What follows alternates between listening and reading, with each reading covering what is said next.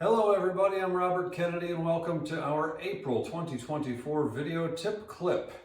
Today I wanted to talk about exercise aids, supplemental devices to help you out in the gym. Okay, we'll kind of cover the most common ones. First off, we'll start by talking about wrist wrap gloves. Okay, wrist wrap gloves are exactly what they sound like. They wrap several times around your wrist and then Velcro in place. For someone like myself that has in the past, in my 43 years, I've fallen on the ice and broken my wrist. I've punched improperly in martial arts and boxing, managed to injure my hand, even crashed my wife's motorcycle once and broke it. So when I'm doing heavy bench presses, heavy shoulder presses, things like this, I won't rely on these exclusively during the lighter weights, but when the weight really gets heavy, I find that this type of support to prevent my hand from going into a full extension really is beneficial. So anybody else with similar issues, highly recommend these. Alternatively, for the exact opposite type of exercises, lifting hooks or straps. Straps you would of course wrap it around the bar to get it snug.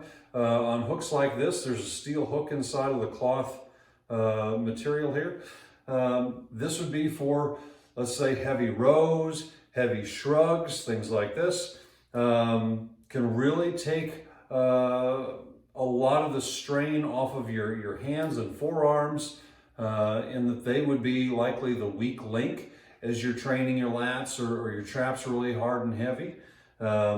You don't want to rely on these exclusively for all your lifts, kind of like here, because it is important to train that forearm and have a good strong grip strength, which you won't necessarily make the most out of if you're using straps or hooks. But again, once it gets really heavy, this can eliminate that weak point and help you to train harder and heavier, see more strength, more growth. Lifting belts, tremendously beneficial when you're doing heavy squats, heavy deadlifts, things like that. Again, I wouldn't recommend wearing this all the time. You want, again, your core musculature to be strong, to be able to keep you stable, but you also want to protect your spine. And again, if you're setting new personal records on deadlift or squat, and you're concerned, again, that the weak point, which could be perhaps your lumbar spine, the spinal erectors maybe aren't up to the task of such a heavy load, this is a great way to prevent from getting injured and keep yourself on track.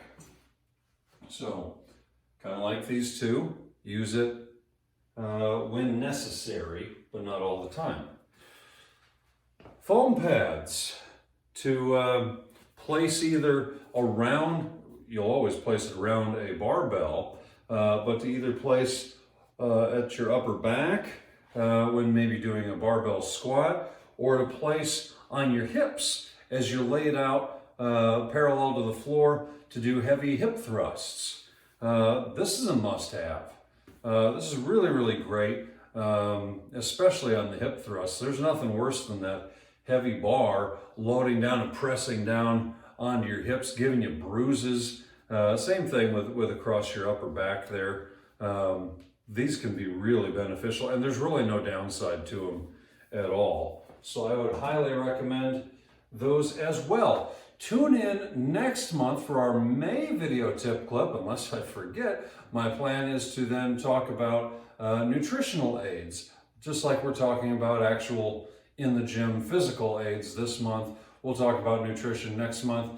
Thank you very much. Visit us at KennedyFitnessOmaha.com. If you would like to see a better wellness atmosphere at your place of business, check out WorkoutWhereYouWork.com. We'd be happy to come in, meet with your executive officers, maybe your HR staff, and figure out if there's a way that we can help you to undesk your body or whatever it might be at work. Thanks a lot, and we'll see you in May.